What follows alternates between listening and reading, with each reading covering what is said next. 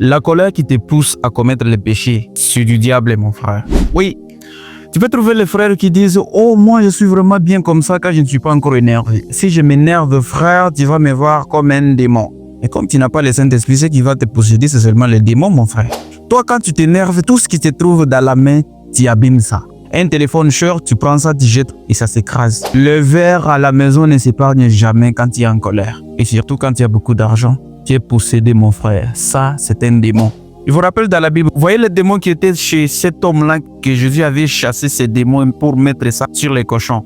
C'était des démons qui lui rendaient les nerfs tendus. C'est exactement ce genre de démons qui est en train de t'attraper souvent, toi mon frère, toi ma soeur. Tu t'énerves, tu deviens comme un fou. Et tu te dis vraiment que Dieu est dans ton cœur là, vraiment. Non mon frère, voyez juste, c'est la colère, oui. Être colérique, c'est pas un péché.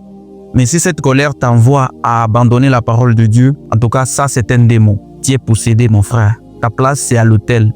Il faut que tu aies la nature d'un agneau dans ton cœur, pleine de douceur, pleine d'amour, pleine de tempérance.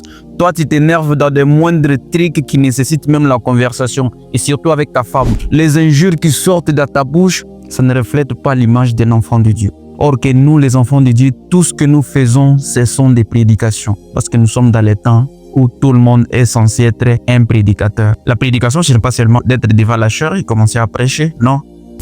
Notre comportement, notre démarche, notre style vestimentaire, nos langages, nos aptitudes vis-à-vis des autres, tous nos comportements sont des prédications. Tu ne peux pas me dire seulement que tu as Dieu tant que ton comportement reflète le diable. Un enfant de Dieu, c'est un agneau. Il est plein d'amour. Il a du mal à blesser quelqu'un. Mais toi, quel genre de Dieu que tu as?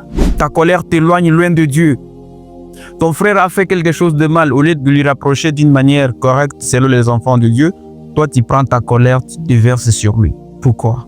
Montre-lui sa faute. Si c'est une sémence de Dieu, il va se repentir et tu as gagné ton frère. Pourquoi commencer à lui gronder d'une manière grossière? C'est plutôt toi qui n'as pas dit. Toi, avec ta femme, moindre chose, tu as envie seulement de frapper. Tu humilies même devant les gens. Cette colère-là, c'est le diable, mon frère. Arrêtez d'utiliser vos colères pour montrer la façon dont vous êtes chef à la maison. Tout ce que nous faisons doit être regardé vis-à-vis de la parole.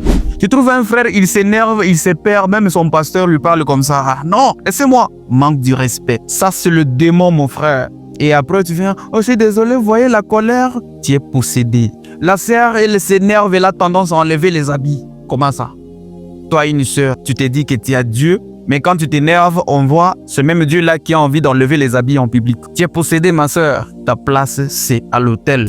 Voilà. J'espère que les enfants de Dieu comprennent exactement de quoi je parle. Ceux qui ont des oreilles, attendent. Je vous aime tous et que le Seigneur vous bénisse abondamment.